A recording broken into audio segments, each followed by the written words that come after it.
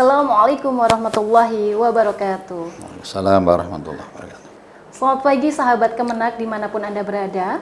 Pagi hari ini di Studio Ikraf kita kembali dengan talk show yaitu Kiat Kajian Informasi dan Aspirasi Kemenak. Nah, alhamdulillah sudah bersama saya pada pagi hari ini. Beliau adalah Bapak Dr. Andes Jauhar Mustafa MSI. Beliau adalah Kepala Bidang Penyelenggara Haji dan Umroh dari Kanwil Kemenak DIY. Bapak, Assalamualaikum. Waalaikumsalam warahmatullahi wabarakatuh. Bagaimana kabarnya Pak? Alhamdulillah, sehat dan selalu semangat. Alhamdulillah semangat ya Pak. Pasti padat sekali hari ini, tapi beliau menyempatkan untuk hadir di tengah-tengah kita. Nah, sahabat Kemenak, hari ini kita akan membahas tentang tema kita, yaitu menggapai dan meraih kemabruran haji Bapak. Iya, Ya. Baik, kita masuk ke segmen yang pertama yang akan saya tanyakan Bapak. Bagaimana calon haji dalam mempersiapkan haji dan umroh Bapak? Selain fisiknya itu mempersiapkan apa saja? Iya. Assalamualaikum sahabat Kemenak. Alhamdulillah. Ya, kajian yang sangat menarik pagi hari ini terkait dengan haji yang memang menjadi bidang kami yang di Kanwil Kemenak DIY. Nah, untuk para calon jamaah haji dimanapun Anda berada, tentu semuanya ingin segera untuk menunaikan ibadah haji.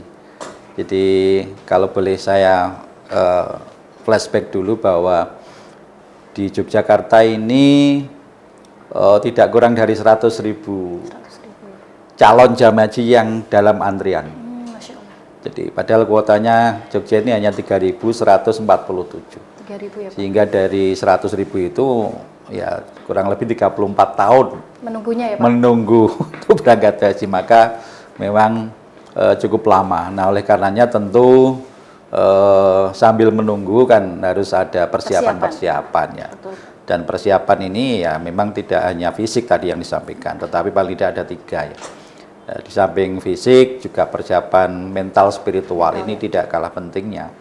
Jadi tentu bagi calon jamaah haji semuanya agar mempersiapkan secara mental spiritual. Apa itu mental spiritual? Tentu terkait dengan kesiapan manasik hajinya, bagaimana pemahaman tentang hajinya, bagaimana pemahaman terkait dengan syarat-syaratnya, tentang rukunnya dan lain-lain.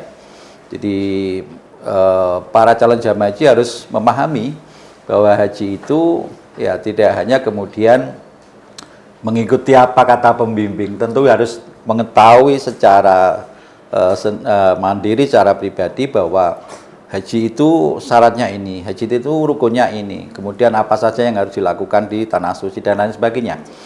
Sehingga harapannya jamaah haji itu bisa mandiri. Jadi tidak tergantung oleh pembimbing, tidak tergantung oleh petugas dan lain-lain, bisa melaksanakan setiap rukun, wajib dan sunnah-sunnah haji secara mandiri. Memang pemerintah dalam hal ini juga menyediakan petugas. Jadi petugas itu baik petugas yang bertugas melayani layanan umum, layanan transportasi, layanan konsumsi, layanan akomodasi dan layanan ibadah. Tetapi tentu kita sebagai jamaah haji seoptimal mungkin kita bisa melaksanakan seluruh rangkaian ibadah haji itu secara mandiri. Jadi ketika mungkin di sana lalu kemudian mau melaksanakan secara mandiri, ini jamaah sudah memahami. Jadi syarat rukunnya sudah memahami, wajib haji apa, rukun haji apa, kemudian sunnah-sunnah apa, itu harus memahami. Maka persiapan secara mental dan spiritual inilah yang juga harus dipersiapkan mulai sekarang agar sambil menunggu antrian dipanggil berangkat haji, para calon jamaah ini sudah siap. Jadi pemahaman terkait dengan syariat-syariat haji ini juga harus disiapkan. Kemudian juga di samping itu niat itu kan saya percaya bahwa jamaah haji ketika sudah mendaftar dengan menyetorkan biaya setoran awal itu mereka sudah berniat. Tetapi niat ini juga harus terus dipupuk. Jadi harus kemudian terus-menerus dikuatkan niat ini agar betul-betul nanti bisa melaksanakan haji itu hanya lillah. Jadi Allah dalam Al-Quran itu menyampaikan wa atimul hajja wal umrata lillah. Jadi pergi haji itu hanya lillah. Tidak ada niat Betul, lain. iya, betul-betul hanya memenuhi panggilan Allah. Bukan, tidak ada niat yang lain. Niat pengen dipanggil haji lah, niat pengen apa, enggak. Tetapi memang lillah, hanya melulu memenuhi panggilan Allah. Nah, ini harus dikuatkan terus. Nah, maka oleh karenanya calon jamaah haji yang sekarang sudah antri ataupun yang belum haji ini juga harus terus memupuk niat ini, bahwa haji itu ya hanya panggilan Allah, hanya lillahi ta'ala, untuk memenuhi panggilan Allah. Maka apapun yang terjadi yang harus dilakukan ya hanya lillahi ta'ala. Inna sholati wa nusuki wa mahyaya wa mamati lillahi rabbil alamin. Jadi beribadah itu hanya lillah, bukan karena. Maka ketika sudah menguatkan niat untuk lillah, ya apapun yang akan dihadapi di sana ya semua memang ini adalah kehendak Allah. Jadi kita dipanggil itu memang kehendak Allah. Kemudian ketika kita dipanggil di tanah suci menghadapi semua tantangan yang ada di sana, ya itu juga kita jawab dengan lillah, gitu loh. Jadi bukan karena apa-apa, memang karena lillah. Nah, karena kalau sudah seperti itu, maka insya Allah jamaah haji ini akan menjadi jamaah haji yang tangguh ketika di sana. Ya apapun yang terjadi, maka dia akan semua dikembalikan pada Allah Subhanahu Wa Taala. Berarti nggak boleh mengeluh ya Pak? Iya, iya betul. Jadi itulah memang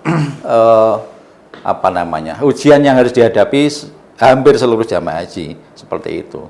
Lalu yang kedua, di samping mental spiritual, yang kedua adalah tentu material ya, materi. Nah, tentu materi kan sudah ada setoran awal tadi yang 25 juta yang sesuai dengan regulasi. Nah, ini pemerintah mulai tahun kemarin terus berusaha untuk melakukan efisiensi di berbagai tahapan-tahapan dalam menyelenggarakan haji ini, sehingga ada efisiensi yang bisa dilakukan, lalu kemudian harapannya bisa menurunkan biaya penyelenggaraan ibadah haji atau BPIH.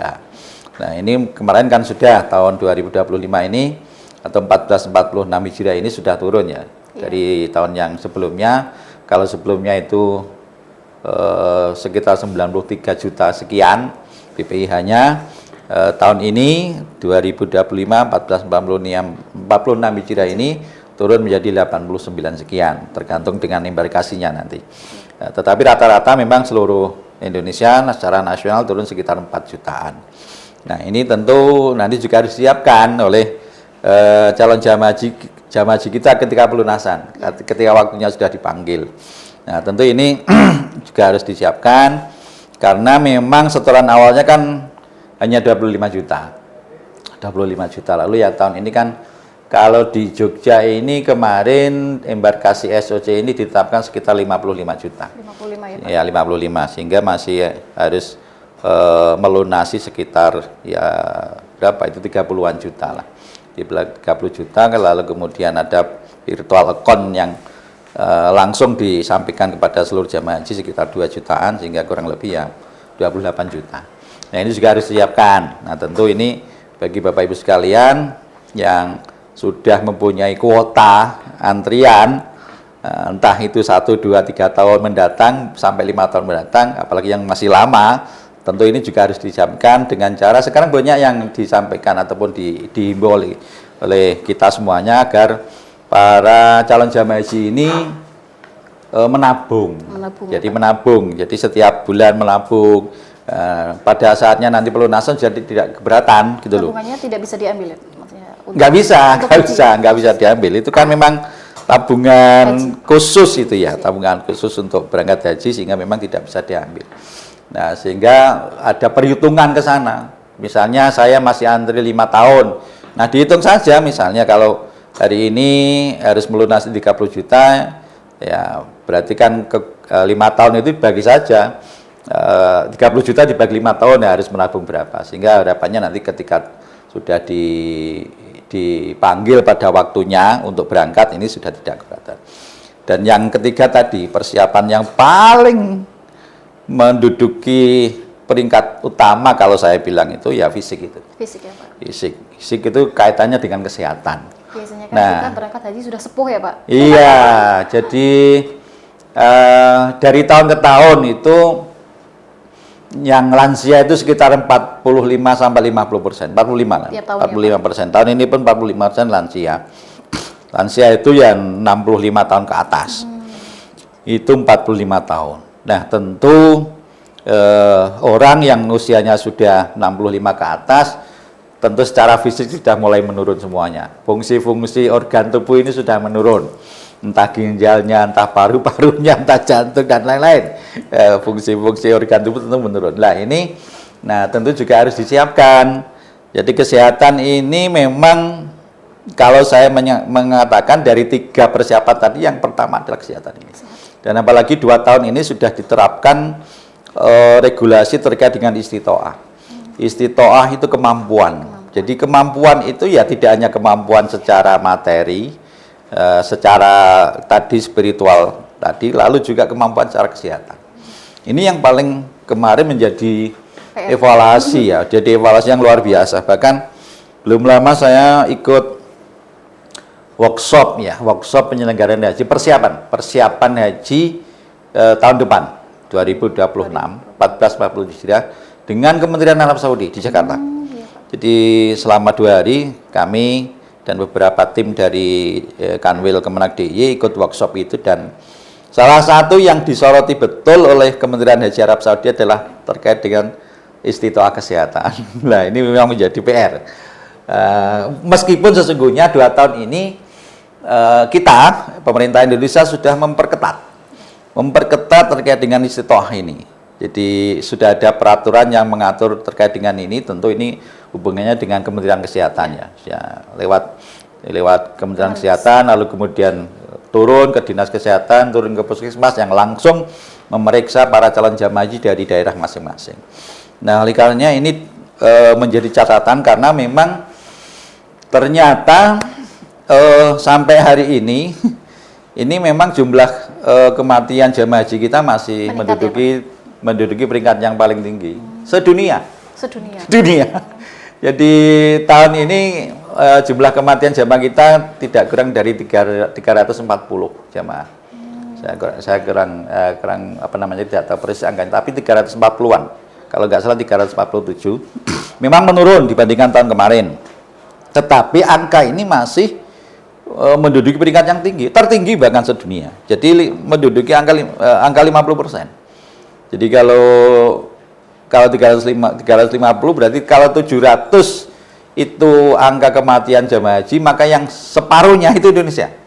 Nah, inilah maka istitoah kesehatan ini menjadi penting sekali agar supaya kita bisa lebih meminimalisir, menurunkan terus angka kematian ini, juga angka jamaah haji yang sakit, baik yang sakit menjelang keberangkatan, kemudian juga lebih-lebih di Arab Saudi.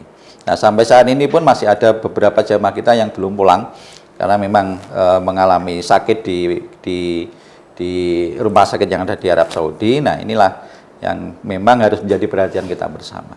Nah, oleh karenanya 3 hal ini, terutama kesehatan, ini menduduki hal yang sangat-sangat krusial. Ini juga harus dipersiapkan pada jamaah kita. Monggo, meskipun lansia, meskipun sudah sepuh, tetapi kesehatan yang penting.